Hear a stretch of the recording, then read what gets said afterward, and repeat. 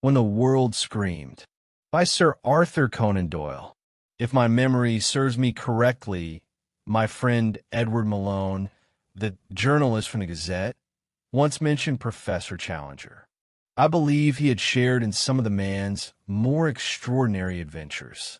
However, I'm usually so preoccupied with my work, and my firm is so overwhelmed with contracts that my mind rarely holds facts that lie outside my professional interests.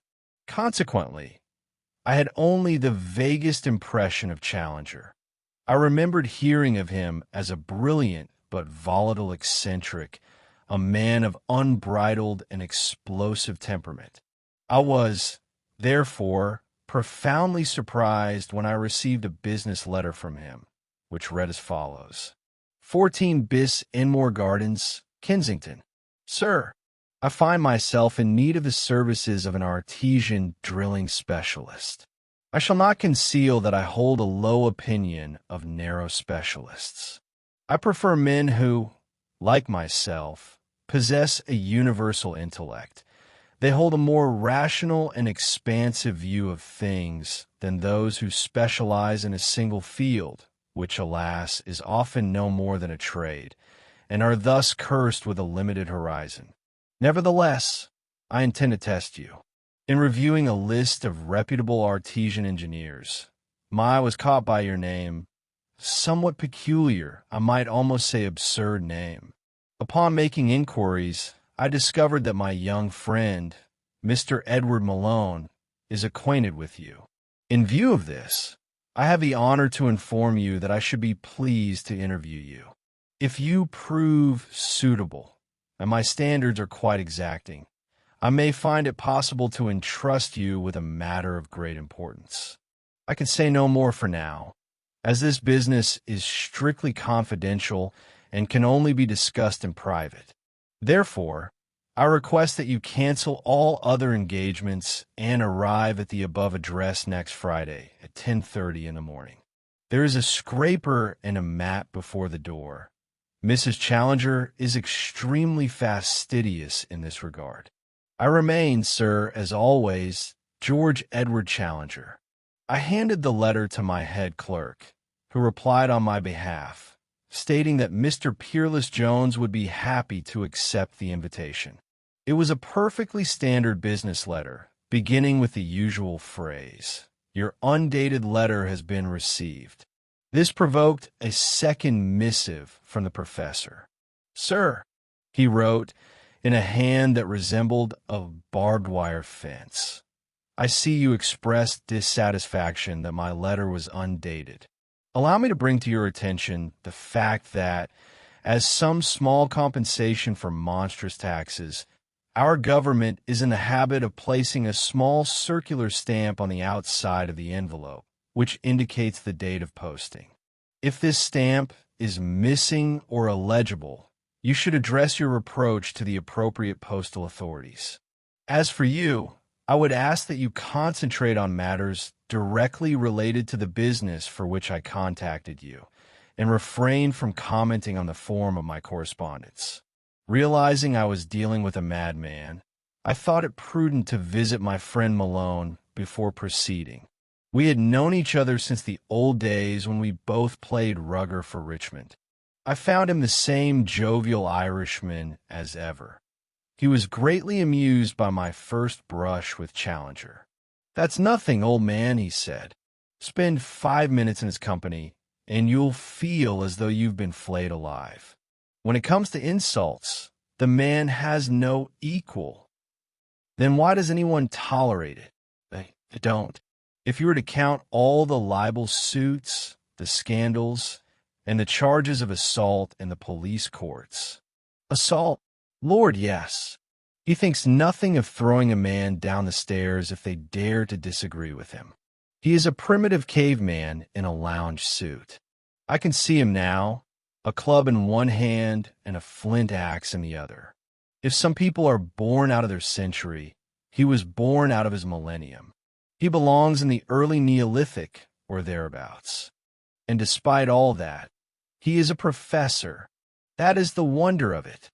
He possesses the most formidable brain in Europe, backed by an energy that allows him to realize every one of his schemes. His colleagues are forever trying to put a spoke in his wheel, for they hate him with a holy hatred, but it's like 100 trawlers trying to hold back a transatlantic liner. He simply ignores them and steams on his course. One thing is clear, I said. I want nothing to do with him. I think I'll cancel the meeting. By no means. You'll be punctual to the minute. Yes, to the very minute, or you'll catch it. And why on earth should I? Listen, I'll explain. First of all, don't take everything I've told you about the old man too much to heart. Anyone who manages to get close to him becomes devoted to him, soul and body. The old bear has a kind heart at bottom. I remember him carrying an Indian child down with smallpox on his back for hundreds of miles, out of the deep wilds all the way to Madeira. He is great in everything. All will be well if you can only pull together. I hope I shall not give him the opportunity to do otherwise. Be careful, or you'll miss out. Have you heard anything of the mysterious excavations near Hengist Down on the south coast? I believe there are some secret trials for coal. Malone winked. You may call it that if you like. You see, I enjoy the old man's full confidence and cannot say anything definite until he gives the word. But I can tell you a little, since it has been in the papers. A man named Betterton, who grew rich in rubber, left his entire fortune to Challenger a few years ago on the condition that the funds be used for the advancement of science. It turned out to be a colossal sum, several millions. Challenger then purchased a tract of land near Hengist Down in Sussex.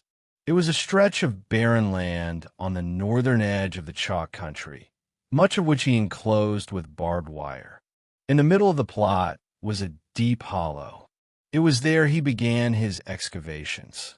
He announced, here Malone winked again, that there is oil in England and he intends to prove it.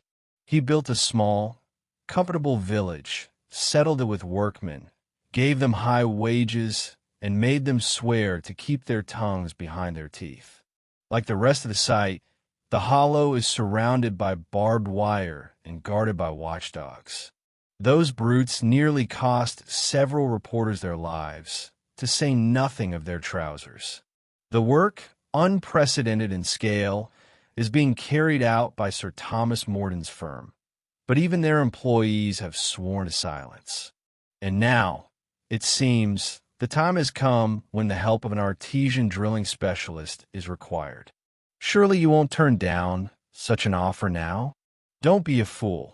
The business promises a mass of new experiences, plus a check for a very tidy sum, not to mention the prospect of working side by side with the most amazing man you have ever met or are ever likely meet. Malone's arguments had their effect, and on Friday morning, I set out for Enmore Gardens. I was so afraid of being late that I found myself at the door 20 minutes early. I was waiting outside the house when my eyes fell upon a Rolls-Royce that looked familiar.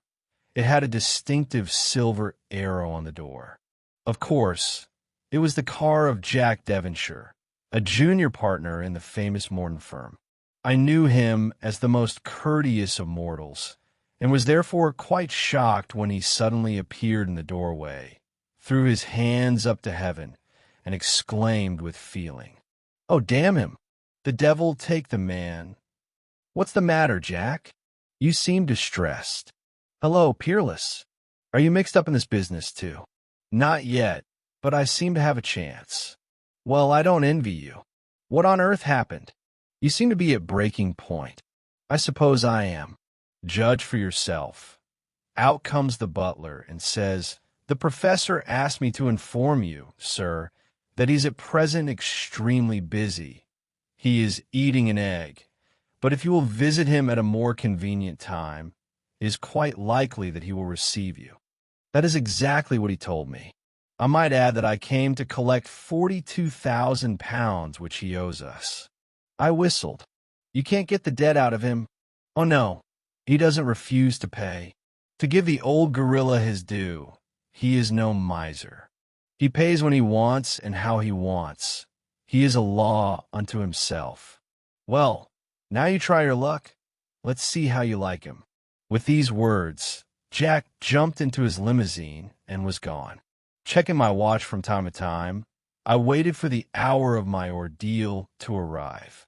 I must say that I am not of the shrinking sort, and I hold a steady second place in the middleweight class at my bell-sized boxing club. Yet never have I felt so nervous before a business visit. I was not afraid of physical violence. Even if this madman flew into a rage and set upon me, I could certainly hold my own. Rather, it was a complex feeling in which the dread of a public scandal mingled with the fear of losing a lucrative contract. Still, the devil is never as black as he is painted. I snapped my watch shut and headed for the door. I was met by an elderly butler with a face of stone, an expression, or rather, the total lack thereof, which clearly indicated that its owner had grown accustomed to any shock and that nothing on earth could surprise him further. "Do you have an appointment, sir?" "I do." He glanced at a list in his hand. "Your name, sir?" "Ah, quite so. Mr. Peerless Jones. 10:30. Everything is in order. We must exercise caution, Mr. Jones, as we are plagued by journalists. The professor, as you may be aware, has little love for the press. This way, sir. Professor Challenger will see you now." A moment later, I found myself in the professor's company. My friend Ted Malone, in his account The Lost World, described this man far better than I ever could, so I shall not burden myself with a description. The only thing that struck me was the colossal bulk of a man seated behind a mahogany desk, a long, spade-shaped black beard, and two enormous gray eyes staring defiantly from beneath half-drooped lids. His massive head was cocked back, his beard thrust forward, and his entire manner, one of arrogant impatience, seemed to say, "Well, what the devil do you want here?" I placed my card on the desk. "Aha," he said, picking up the card as if it had a foul odor. "Yes, quite. So you're the so-called expert, Mr. Jones. Mr. Peerless Jones. You may thank your godfather, Mr. Jones, for it was that absurd name which first attracted my attention. Professor Challenger, I have come here for a business discussion, not to debate my name with you," I said with dignity. "You are a sensitive soul, it seems. Your nerves are frayed. One must be on one's guard with you, Mr. Jones. Pray, sit down and compose yourself. I have read your little pamphlet on the reclamation of the Sinai Peninsula. Did you write it yourself?" "I did, sir. My name is on the cover, I believe." "Precisely, precisely. But the two are not always the same, are they? Nevertheless, I am willing to accept your assertion. The work is not without certain merits. Beneath a dull and heavy-handed style, one finds unexpected flashes of thought. Here and there, grains of common sense sparkle through. Are you married?" "No, sir, I am not." "Well, in that case, there is some hope that you can keep a secret. If I give my word, I shall certainly keep it." "Very well. My young friend Malone," he spoke as if Ted were no more than 10 years old, "speaks well of you. He believes you are to be trusted. This is vital, for I am currently conducting one of the greatest experiments, one might even say the greatest experiment, in the history of the world, and I am inviting you to take part in it. I should be honored. It is indeed a great honor. I confess I would not have involved anyone else had the gigantic scale of the enterprise not demanded specialists of the highest caliber. Now, Mr. Jones, having secured your word, I shall come to the heart of the matter. It is my conviction that the earth upon which we live is itself a living organism, possessed of its own circulation, respiratory organs, and nervous system. I was sitting, beyond any doubt, in the presence of a madman.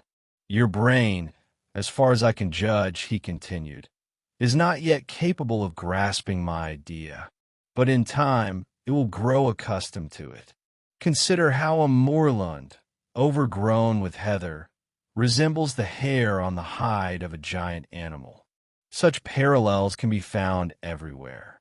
Think of the periodic rise and fall of the land, which may be compared to the slow breathing of a beast.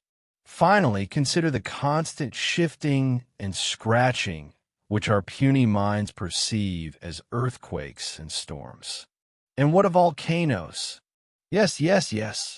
They correspond to the heat spots of our own bodies. My thoughts were in a whirl. I scrambled to find arguments against these monstrous fantasies. But what about the temperature? I cried. It has been irrefutably proven that it rises rapidly as one descends into the earth, and that the center of the globe is a molten substance. He swept my objection aside. Perhaps you are aware, sir, since a secondary education is now available to everyone, that the earth is somewhat flattened at the poles. This means that a pole is closer to the center than any other point on the surface, and thus much more exposed to the heat of which you speak. If we follow your logic, the poles should have a tropical climate. That idea is entirely new to me. Naturally, to put forward new ideas that initially astound ordinary mortals is the privilege of the original thinker. And now, sir, look, what is this? He picked up a small object from the desk. I suppose it is a sea urchin, I said. Exactly, he cried, with a somewhat exaggerated delight, as if he had heard a glimmer of reason from the lips of a child. It is a sea urchin, a common echinus. Nature reproduces herself in various forms. Size is of no consequence here. This urchin is a model, a prototype of the earth. You see, it is not perfectly round. It is slightly flattened at the poles. Let us imagine the earth as a giant sea urchin. What do you say to that?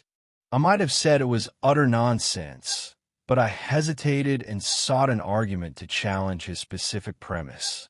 A living creature requires food, I said. And upon what does the giant organism of the earth subsist? An excellent question. Magnificent, the professor declared with a fair amount of condescension. You are quick to grasp the obvious, but the more complex truths reach you with difficulty. Upon what does the terrestrial organism feed? Let us look to our little friend, the urchin. The water in which it dwells passes through the pores of its tiny body and provides nourishment. So you suggest that water. No, sir, not water. Ether.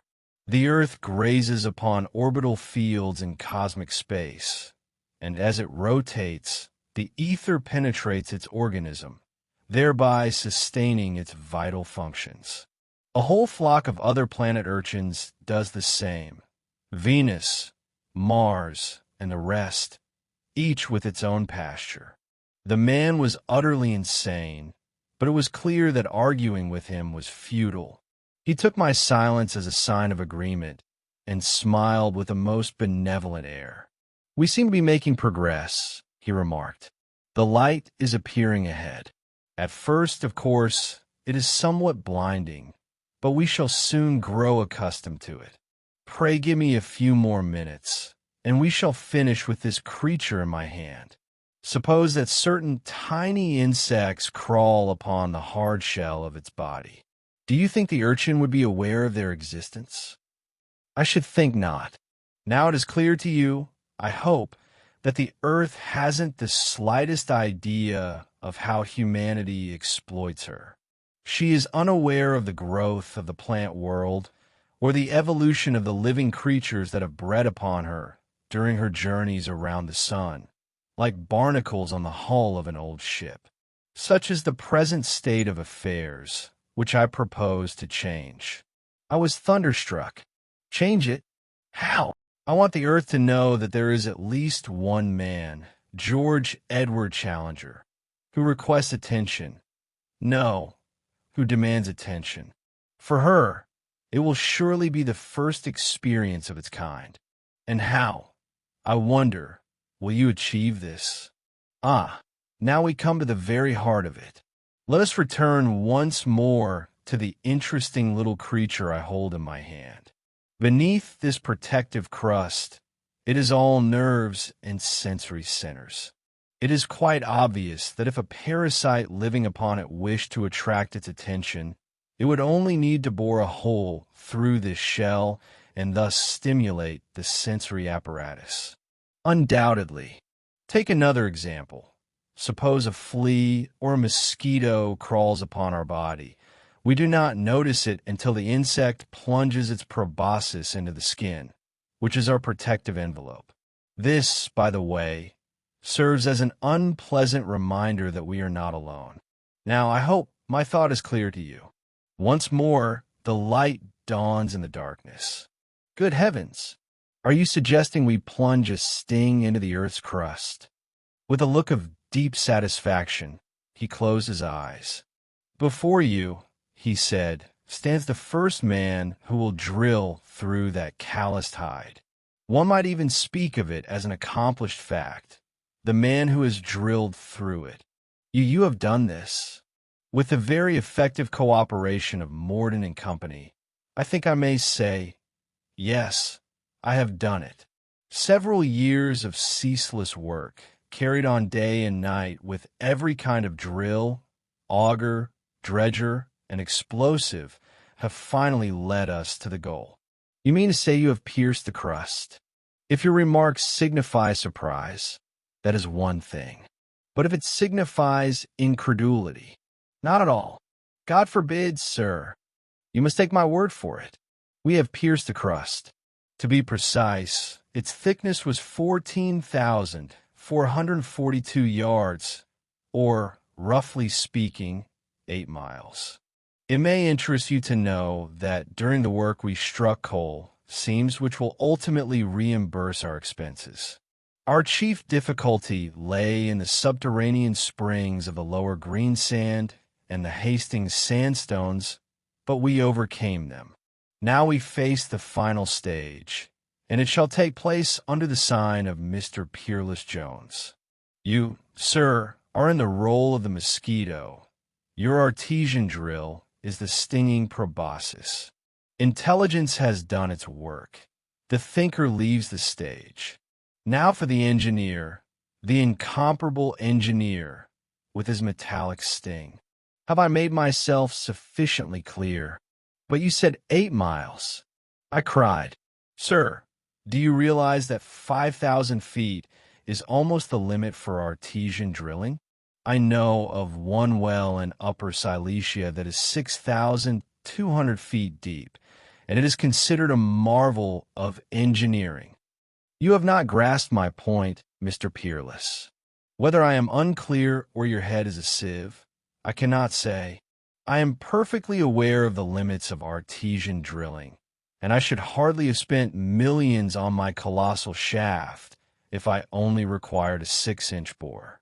All I require from you is to have ready a sharp drill, no more than 100 feet in length, driven by an electric motor. An ordinary churn drill, raised by a counterweight, will serve the purpose. But why an electric motor? I, Mr. Jones, give orders. I do not explain them.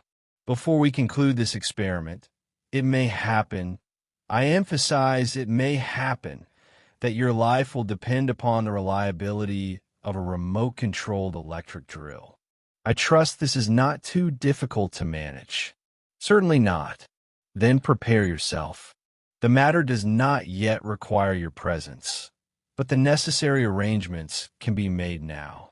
I have nothing more to add, but I must know, I protested, what sort of soil I am to drill. Sand, clay, limestone. Every strata requires a different approach. Shall we say jelly? Challenger replied, Yes, let us assume for now that you are to drill through jelly. And now, Mr. Jones, I have other matters to attend to. I wish you a very good day. You may draft a contract with an estimate of your expenses and present it to the superintendent of works. I bowed and turned to leave, but before reaching the door, I stopped, overcome by curiosity.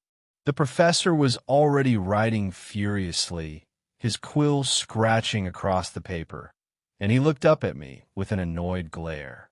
"Well, sir, what now? I thought you had gone. Allow me to ask, sir, what is the practical significance of such an extraordinary experiment?" "Enough, sir. Get out," he shouted irritably. "Rise above your base mercantilism and primitive huckstering. Rid yourself of your wretched notions of business. Science requires knowledge. Even if the path of discovery leads us to a goal we already see, we must still strive to reach it. To understand once and for all who we are, where we are, and why we live, is that not the greatest aspiration of mankind? That is all, sir. Be off." His massive black head bowed once more over his papers, merging with his beard. The quill scratched even more shrilly. I left him, this extraordinary man, racking my brains over the strange business into which I had been drawn. Returning to my office, I found Ted Malone waiting for me with a broad grin, eager to hear the results of the visit. "Well," he cried, "are you unscathed? No attempted assaults or batteries? You must have handled him with extreme tact. What do you think of the old man?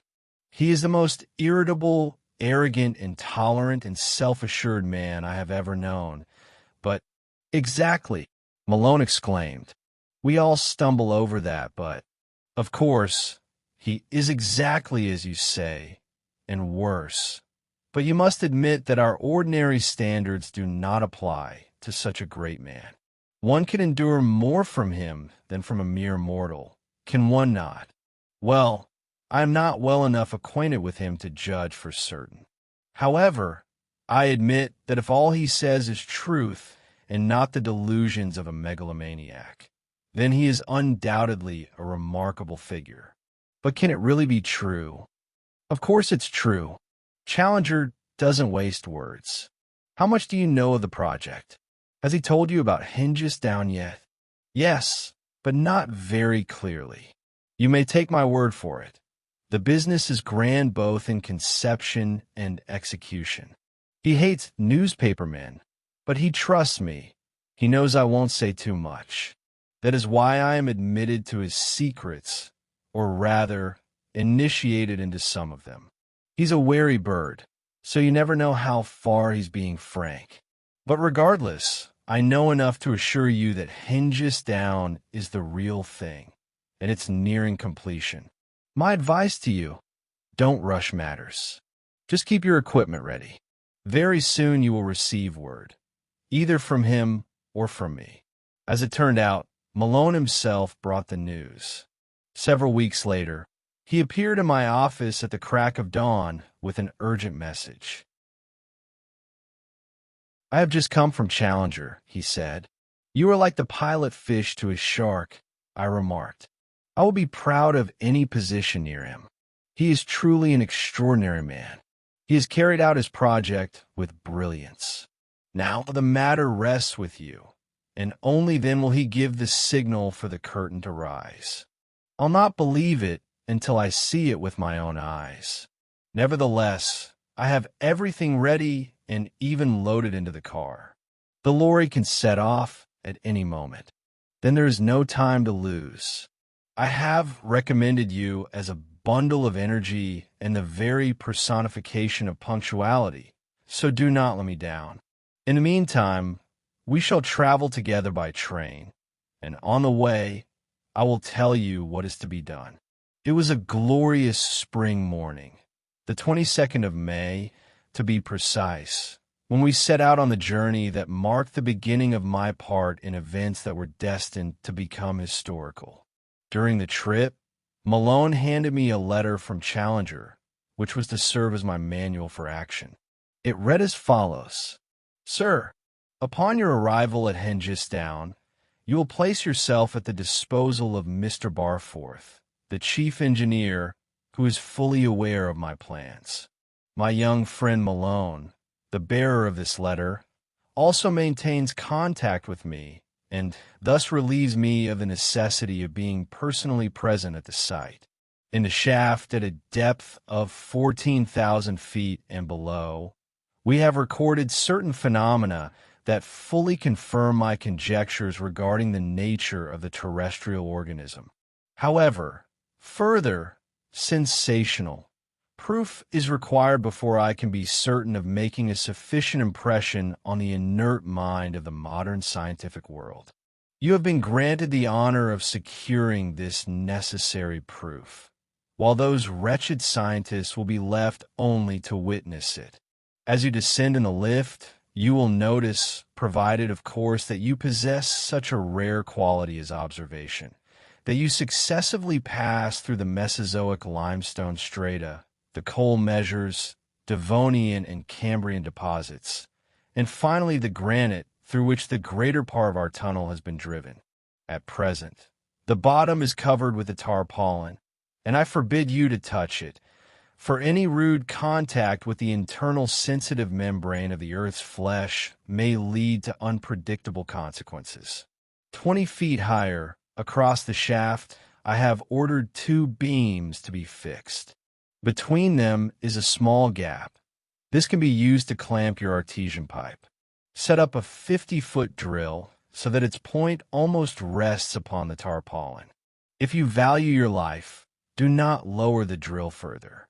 30 feet of the drill will remain above the beams, and when we begin the experiment, the drill, I expect, will be able to plunge no less than 40 feet into the terrestrial substance.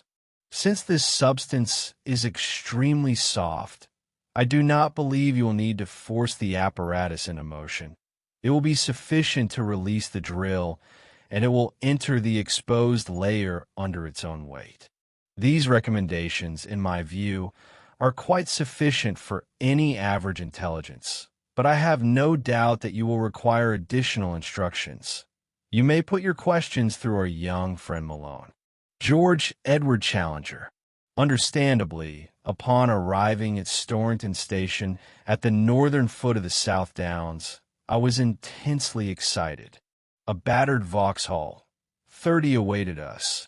In it, we drove 6 or 7 miles, jolting along back roads and secret tracks. Despite their apparent abandonment, they were deeply rutted and bore the marks of heavy traffic. A broken-down lorry lying in the grass, which we passed on the way, testified that this road had been a severe ordeal for more than just ourselves.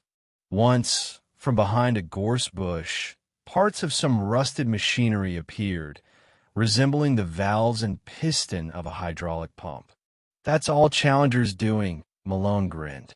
"They say the machine turned out to be 1/10 of an inch larger than the required size, and he simply tossed it to the roadside. And I suppose a lawsuit was filed against him." "A lawsuit? My dear fellow, we could hold our own court here. There are enough cases to keep a judge busy for a year. And the government, for that matter, too. The old devil doesn't care a rap for anyone. The King versus George Challenger, and George Challenger versus the King. They'll be litigating forever. Well, here we are. It's all right, Jenkins, you may let us in." A burly fellow with a noticeably cauliflower ear peered into the car. His face was full of suspicion. Recognizing my companion, he relaxed and gave a salute. "All clear, Mr. Malone." I thought for a moment it was the Associated Press from America. So, it's they who are on our tail now. Them today and the Times yesterday. Hanging around, they are. Look for yourself. He pointed to a tiny speck somewhere on the horizon. See that glint? That's the telescope of the Chicago Daily News. They're literally hunting us now. Once I saw them huddled like a flock of crows over there at the beacon. Poor press gang, Malone said as we passed through the gate in the formidable, barbed wire-topped fence. I'm one of them myself, so I can imagine what they're going through. Suddenly, we heard a plaintive bleating behind us. Malone. Ted Malone. The sound came from a little round man who had just pedaled up on a bicycle and was now struggling in vain against the powerful grip of the gateman. "Let me go," he hissed.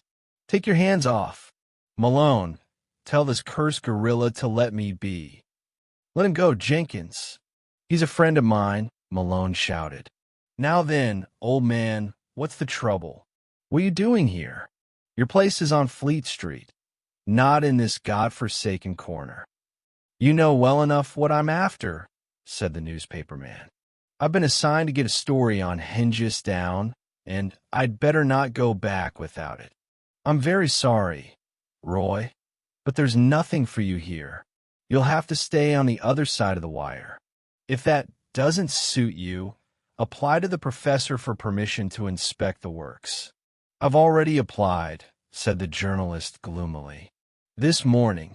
And what did he say?" "He said he'd throw me out of the window." Malone laughed. "And what did you say to that?" "I said, 'Is your door broken?' and nipped through it to show him it was in perfectly good working order. There was no time to argue. I just left.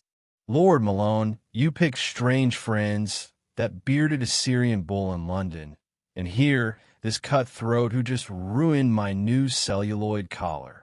I'm afraid I can't help you, Roy. I'm powerless here. They say on Fleet Street that you've never been beaten, but you're running a great risk now. Go back to the office and wait a couple of days. As soon as the old man allows it, I'll give you the whole story." "So, there's no chance of getting in?" "None at all. Not even for a professional consideration." "You'd better watch what you're saying, Roy. I heard this is going to be the shortest route to New Zealand. It'll be the shortest route to the hospital if you hang around here much longer. Now, goodbye. We have work to do." "That's Roy Perkins, the war correspondent," Malone explained as we walked across the yard. "His reputation is ruined now. He was always considered the best. His plump, innocent face usually helps him. We used to work together. And over there," he pointed to a group of red-roofed, rustic-looking buildings, "is where the workmen live, excellent, hand-picked masters. They earn far more than the average wage here, but in return, they must be bachelors, teetotalers, and, above all, keep their mouths shut. I don't think a single leak has come through them yet. There's their football pitch, and the house nearby is the library and club. The old man is a magnificent organizer, believe me. And here is Mr. Barforth, the chief engineer. A tall, thin man with melancholy eyes stood before us. His face bore an expression of extreme anxiety. "I presume you are the artesian engineer?" he asked gloomily. "I've been expecting you.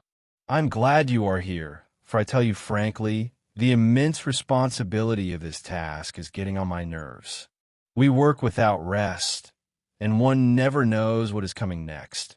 A sudden chalk flood, a coal seam, a jet of oil, or the very flames of hell. We have done our part. Now it is your turn to bring all the facts together. Is it very hot down there?" "Hot. It's a furnace. But with such atmospheric pressure and confined space, it could hardly be otherwise. The ventilation is wretched, of course. We pump air down, but 2 hours is the limit of human endurance, though we only use volunteers. The professor himself went down yesterday and was quite satisfied.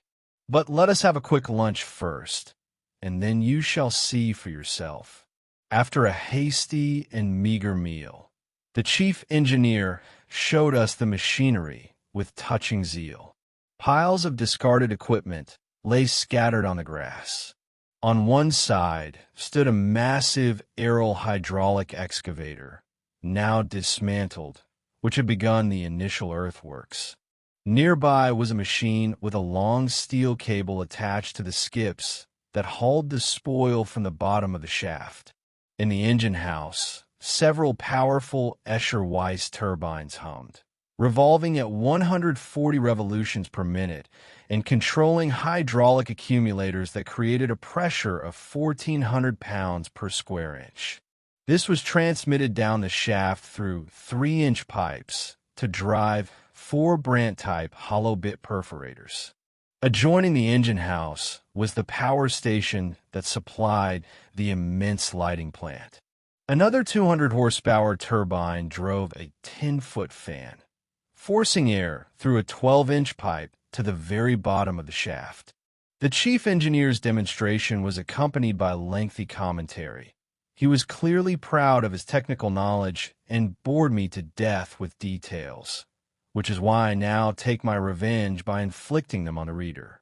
Fortunately, we were interrupted by the roar of an engine, and I saw my 3-ton Leland crawling across the grass, loaded to the brim with pipes and tools. In the cab were my foreman, Peters, and his grimy-faced assistant. They immediately began unloading, while the chief engineer, Malone, and I headed toward the shaft. The scale of the construction was far greater than I had anticipated. Thousands of tons of excavated earth were piled around the mouth of the shaft in a giant horseshoe, forming a high ridge. At the base of this ridge, a mix of chalk, clay, coal, and granite, stood a forest of iron pillars and discs, with the tentacles of pumps and lift cables stretching toward them. All these supports were connected to the brick engine house. In the center lay the mouth of a shaft, a yawning hole 30 to 40 feet in diameter, lined with brick and reinforced with concrete. Craning my neck, I peered into this terrifying abyss, which I was told was nearly 8 miles deep, and my head swam as I imagined what it contained. A diagonal shaft of sunlight pierced the opening, but I could only see a few hundred yards of the dingy white chalk walls. Looking down, I noticed a tiny glint of light far away in the darkness, a mere speck of brilliance against the black void. "What is that light?" I asked. Malone leaned over the parapet beside me. "It's one of the cages coming up," he replied. "Curious, isn't it? It's a mile away now, perhaps more, and that faint glimmer comes from a powerful arc lamp. The cage moves swiftly and will be here in a few minutes." The tiny spark grew before our eyes until it flooded the visible section of the shaft with a silvery radiance, forcing me to turn away from its blinding glare. A moment later, the iron cage came to a halt on the platform, for men literally crawled out of it and stumbled toward the exit. "Nearly a full shift," Malone said. "It's no small feat to work for 2 hours at such a depth. Well, some of your equipment can already be assembled. I think it's time we went down. Then you can judge the situation for yourself." Beside the engine house was a small annex, into which he led me. Several loose-fitting suits made of the finest silk hung on the wall. Following Malone's example, I stripped and donned one of them, putting on light rubber-soled shoes. Malone, who had changed more quickly, was the first to leave the dressing room. A second later, a noise broke out as if a pack of dogs had set upon each other. Rushing outside, I saw my friend rolling on the ground in a clinch with the grimy workman who had accompanied my equipment. Malone was clearly trying to wrench an object from the man's hands, but the fellow gripped it convulsively. Malone, being far stronger, eventually gained possession of the thing and, throwing it to the ground, trampled it underfoot until it flew into pieces. Only then did I realize it was a camera. My workman rose gloomily from the dirt. "Blast you, Malone," he said. "That was a brand new apparatus, worth 10 guineas. I can't help that, Roy. I saw you were going to take a photograph. What else was I to do? How the devil did you manage to pass yourself off as my assistant?" I shouted, burning with righteous indignation. The trickster grinned and winked. There are ways, but your foreman had nothing to do with it. I simply swapped clothes with his mate. That's how I got inside. And now you can find your way out just as easily, Malone said. No sense arguing, Roy. It's lucky for you Challenger isn't here, or he'd have set the dogs on you. I've been in tight spots myself, so I won't be too hard on you. But take my word for the future. You'd better not poke your nose in here. Now, be off with you. Our enterprising visitor was ignominiously expelled from the camp by two grinning lads. Now, at last, the reading public will understand the background of that sensational 4-column article entitled A Scientist's Mad Dream, with a subtitle The Shortcut to Australia, which appeared in the Advisor. Challenger nearly had a stroke, and the editor of the Advisor spent several unpleasant minutes, nearly his last, when he was forced to explain himself to the professor. The article, filled with vivid though not entirely truthful details, was the report of Roy Perkins, our seasoned war correspondent, regarding his adventures. It contained such piquant passages as that shaggy buffalo of Enmore Gardens and the barbed wire territory guarded by bandits and bloodthirsty hounds. The final chord rang out. From the entrance to the Anglo-Australian tunnel, I was dragged away by two ruffians, one a journalist by trade but a coarse brute in practice, a mere hanger-on. The second, a somber figure in a ridiculous tropical suit, passing himself off as an artesian specialist, though his appearance more closely resembles a highwayman. Having finished with us, the rogue went on to describe in detail deep-diving rails and a winding tunnel through which cars of a suspended cableway would crawl. The only real trouble the article caused us was a positive invasion of sightseers, who hung around the South Downs day and night in search of sensation. However, when the great day arrived, they bitterly regretted not staying at home. My foreman and his sham assistant had dumped the equipment haphazardly, but Malone persuaded me to ignore it and descend as quickly as possible. We stepped into the lift, a cage of steel mesh, and accompanied by the chief engineer, set off into the very bowels of the earth. A whole system of automatic lifts operated here, each controlled from its own landing cut into the shaft wall. The cages moved at great speed. Their smooth glide felt more like the motion of a train than the headlong drop one associates with British lifts. As I mentioned, the lift had steel bars instead of walls, and a bright light burned, allowing me to see clearly the strata past which we moved. I noted them mechanically.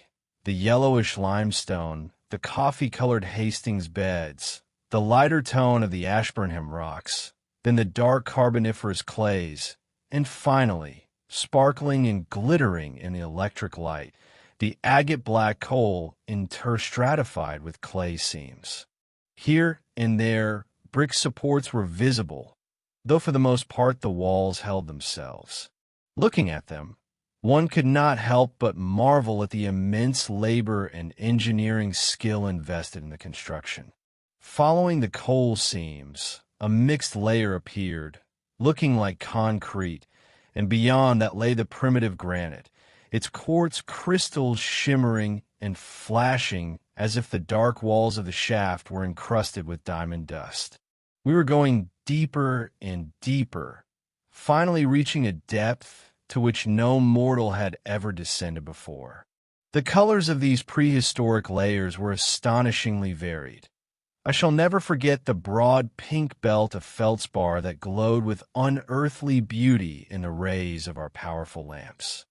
We continued our descent, changing lifts as we went, while the air grew steadily denser and more stifling.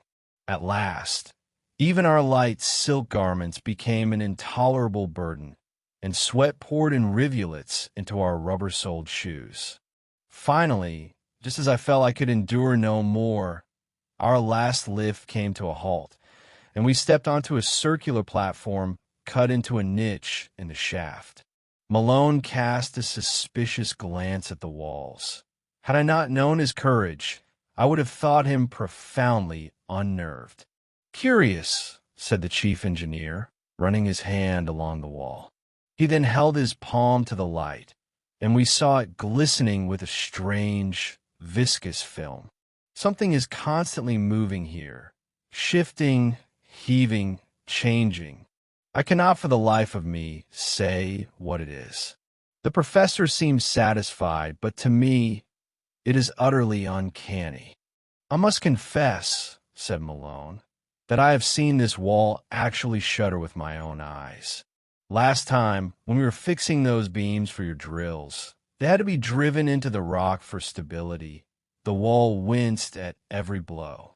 Our old man's ideas seem wild in London when one stands on solid ground, but here, at a depth of 8 miles, I am not so sure of their absurdity. If you saw what lies beneath that tarpaulin, your certainty would vanish altogether," the engineer muttered. "We passed through the lower strata like a knife, through butter, and struck this unprecedented substance. Cover it up and do not touch it," the professor commanded. So, following his orders, we laid the tarpaulin over it. "Could we have a look?" An expression of dread crossed the chief engineer's mournful face. It is no light matter to disobey the professor's orders. He is so cunning that nothing escapes him. Still, come what may, let us take a peep. Perhaps we shall get away with it. He turned the lamp, and its beam fell upon the dark canvas. Then, stooping down, he took hold of a rope attached to the edge and bared a small portion of the surface.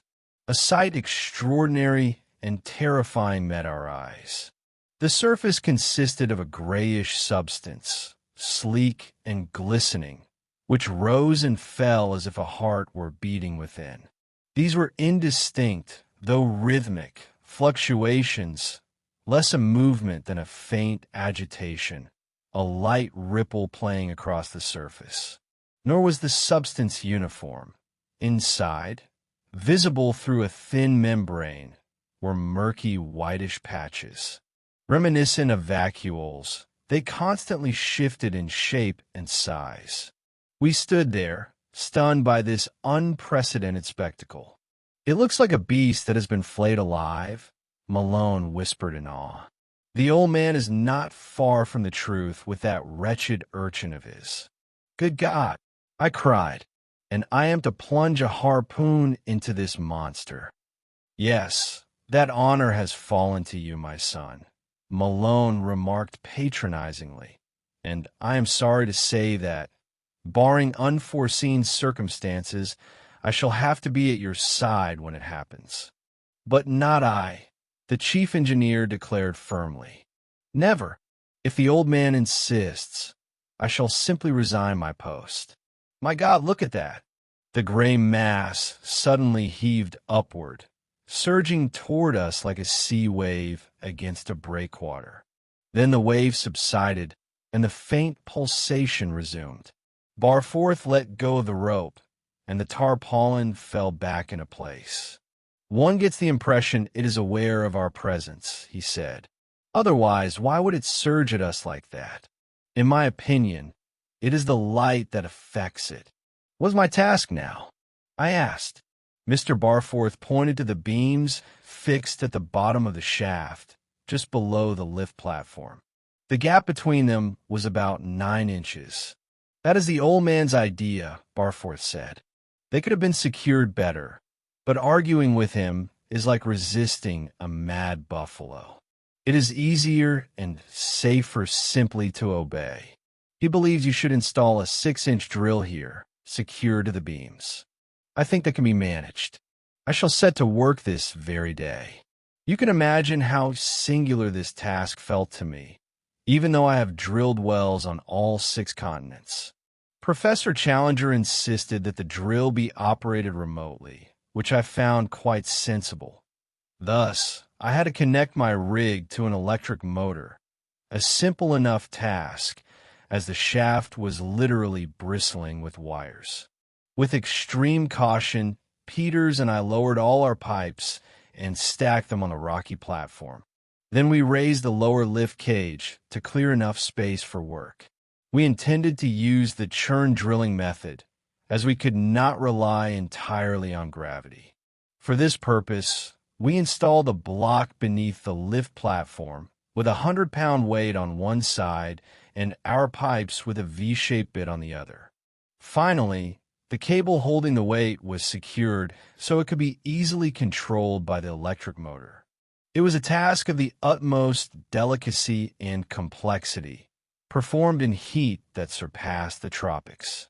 Moreover, we were haunted by the knowledge that one careless move or the accidental drop of a tool onto the bottom could lead to an unthinkable catastrophe. The entire environment inspired a sense of reverent dread. Again and again, I felt a tremor passing through the walls, and even a faint pulse when I touched them. Naturally, Peters and I were not overly distressed when we signaled for the final ascent. Once at the top, we informed Mr. Barforth that Professor Challenger could proceed with the experiment whenever he wished. We did not have long to wait. 3 days after the completion of the work, I received my invitation. It was a formal card, of the sort used for family celebrations. The text read as follows: Professor G. E. Challenger, FRS, MD, D.Sc., etc., etc., formerly president of the Zoological Institute, and holder of more honorary titles and degrees than could be conveniently displayed upon this card, requests the honor of the presence of Mr. Jones, without lady, at 11:30 a.m. on Tuesday, June 21st, at Hengesdown, Sussex, to witness a supreme triumph of mind over matter. A special train will leave Victoria at 10:05. Fares to be paid by the passengers. At the conclusion of the experiment, a luncheon will be provided or will not be provided, according to circumstances. Station, Storrington. An answer is requested. The name followed again in block letters. 14 Bis and Moor Gardens, Kensington. It turned out that Malone had received a similar missive, and I found him roaring with laughter over it. The sheer impudence of sending this to us, he declared. We be there in any case, as the hangman said to the murderer. But I tell you, London is talking of nothing else. The old man is in the seventh heaven of delight. At last his shaggy head has attracted universal attention. And so the great day arrived. I had gone down to the site a day earlier to ensure that all was in order. The drill was in position, the weights securely fastened, the electrical equipment tested and sound. I was satisfied. On my part, everything had been done to ensure the experiment went off without a hitch. The control station was situated some 500 yards from the mouth of the shaft to minimize any danger from unforeseen consequences. Thus, when I rose to the surface on that fateful morning of a beautiful summer day, my mind was at ease. I climbed the hill to survey the grounds that were to be the main stage of the action. It seemed the whole world was converging on Hengesdown. As far as the eye could reach, the roads were choked with people. Cars jolted and bounced along the lanes, some already disgorging passengers at our gates. For most, this was as far as they would get. A whole troop of gatemen met them at the entrance, men proof against both persuasion and bribes, so that only the lucky possessors of an invitation passed the wire. The less fortunate joined the vast crowd that gradually formed a dense layer of spectators on the slopes and crest of the hill. It was like Epsom Downs on Derby Day. Our camp was divided into several sections with specially prepared seats for the privileged public. One section was reserved for the peers, another for the House of Commons, and a third for the heads of learned societies and the luminaries of science, among whom were Lepelletier of the Sorbonne and Dr. Dreisinger of the Berlin Academy. A little apart stood a specially constructed shelter, protected by sandbags and roofed with corrugated iron for the members of the royal family. At 11:15, a line of carriages brought the invited guests from the station, and I went down to the camp to assist in their seating. Professor Challenger stood near a special enclosure, looking irresistible in his frock coat, white waistcoat, and glistening top hat. His face wore a sickly sweet expression of benevolence, mixed with extraordinary self-complacency. A typical victim of megalomania, as one of his detractors had written. He ushered, and sometimes simply shoved, the guests to their places. Then, gathering a handful of the elect around him, he mounted a small hillock and surveyed the assembly with the air of a chairman awaiting a round of applause. Since none was forthcoming, he proceeded directly to business, his voice booming out to the furthest corners of the camp. "Gentlemen," he thundered, "thank God there is no need to address the ladies. If I have not invited them to be with us this day, I assure you it was not from any desire to affect a mysterious superiority. I may venture to say, these words, spoken with feigned modesty, sounded rather heavy-handed, that my relations with the fair sex have always been open and, of course, entirely confidential, on both sides. The true reason is that our experiment holds a certain, though extremely insignificant, element of danger, not enough, however, to justify the anxiety I see upon many faces. I hope to gratify the representatives of the press by informing them that I have reserved special places for them, on the spoil banks at the very mouth of the shaft, places which will allow them to be immediate witnesses of the event. They have shown an interest in my affairs which has sometimes been difficult to distinguish from impertinent interference. But this time they shall not reproach me for neglecting their needs. If the experiment fails and nothing happens, a possibility that cannot be excluded, I have at least done all I could for them. If, on the other hand, something happens, they will be in the most favorable position to enjoy the sight to the full, and then to describe it in detail, provided, of course, they ultimately find themselves in a condition to do so. I trust you will understand how difficult it is for a man of science to explain to an ignorant, pardon me, mob the various reasons that lead him to certain conclusions or actions. I hear some shouting from the audience. I would ask the gentleman in the horn-rimmed glasses to stop waving his umbrella. A voice, "Your definition of the guests is highly insulting." Perhaps the gentleman is offended by my use of the word mob, but let us not quibble over words. Now, at the moment I was interrupted by this misplaced remark, I was about to state that everything pertaining to the experiment is fully and accessibly set forth in my forthcoming collection of essays on the earth, a volume I would, without false modesty, define as one of the books that will open a new era in the history of mankind. General noise and cries. Get to the point. Why are we here? Is this a hoax? I was just about to explain, but if the noise continues, I shall have to take measures to restore order. The gist of the matter is that I have sunk a shaft through the earth's crust, and I am now about to apply a stimulus of the most intense kind to her sensory centers. This delicate operation will be carried out with the help of my subordinates. Mr. Peerless Jones, the so-called artesian specialist, and Mr. Edward Malone, my plenipotentiary on this occasion. The exposed sensitive substance will be subjected to external influence, and how it reacts, the experiment will show. Be so good as to take your seats while these two gentlemen descend into the shaft to make the final arrangements. I shall then press the button upon this table, and the experiment will take place.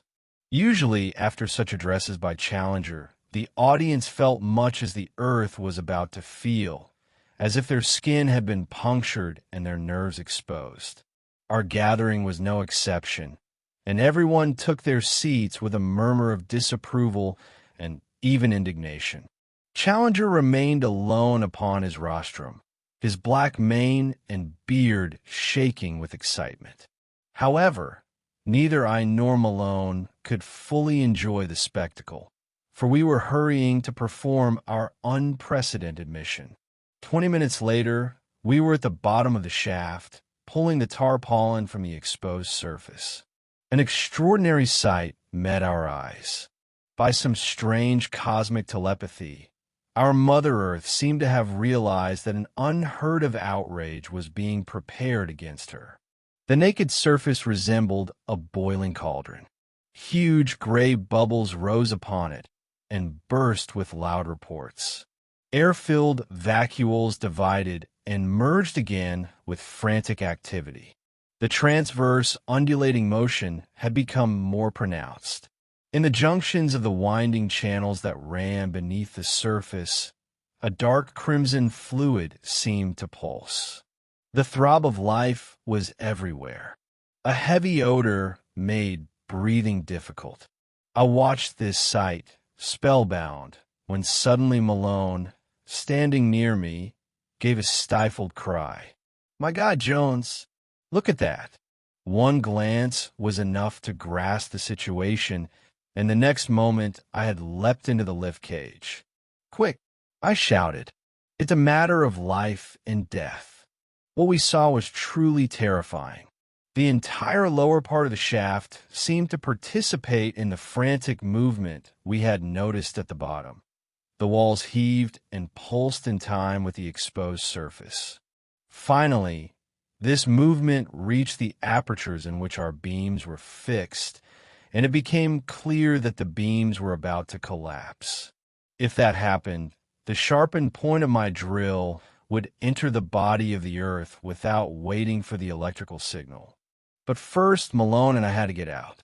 To be 8 miles underground, where a cataclysm of unknown proportions might occur at any moment, was a ghastly prospect. We raced upward like madmen.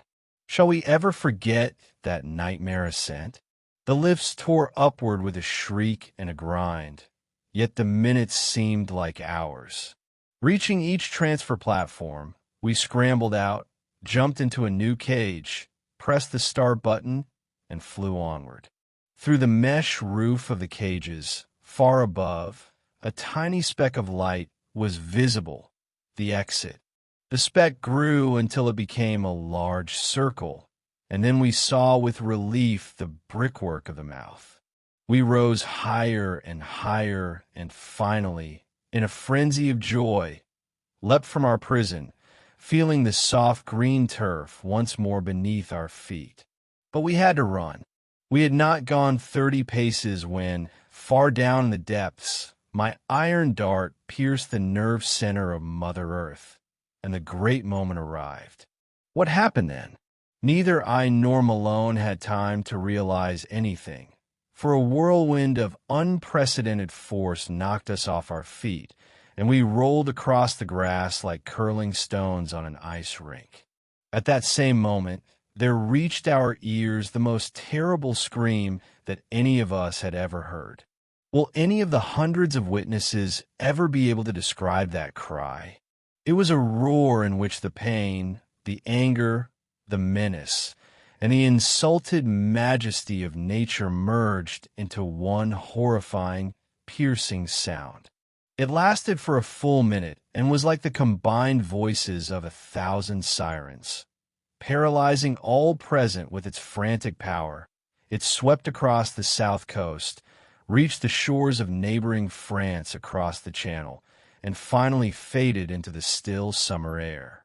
No sound in the history of mankind could compare with that scream of the wounded earth. Stunned and deafened by what had occurred, Malone and I felt the shock and heard the sound, but we learned of the other events of that amazing day only from the accounts of eyewitnesses. First of all, The lift cages shot out of the shaft. While the other machinery remained in place in the niches, the solid floors of the cages took the full force of the subterranean blow.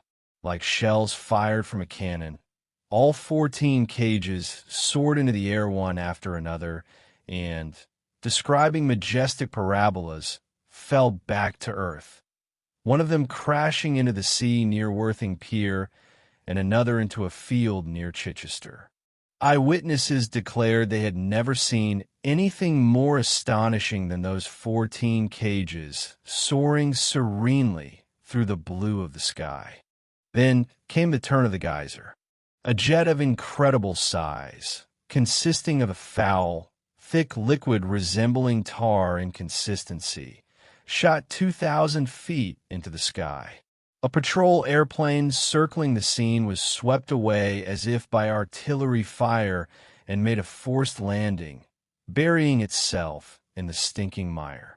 It is possible that this unthinkable substance, with its acrid and nauseating odor, was the very blood of the planet. However, Professor Dreisinger, supported by the entire Berlin School, maintains that it was a protective fluid similar to that ejected by a skunk, serving to shield Mother Earth from the encroachments of meddlesome challengers. If this were so, the arch-culprit, seated upon his throne on the hillock, remained unpunished. Meanwhile, the long-suffering representatives of the press, who found themselves in the direct line of fire, were soaked to the bone by the stream of the foul fountain, and for a long time afterward were ashamed to appear in decent society. The loathsome rain was carried south by the wind, and fell precisely upon the crowd of wretches who had waited so long and patiently for grand events atop the hill. There were no casualties, nor was there any destruction, but many houses acquired a most persistent odor, and some of them retain the memory of this momentous event to this day. Eventually, the orifice gasped and closed.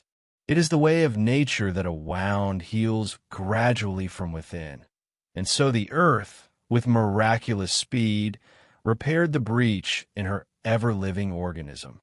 For a long time, a shrill cracking was heard, a sound born in the very depths and gradually rising to the surface, as the walls of the shaft drew together, until finally, with a deafening roar, the bricked-out mouth slammed shut.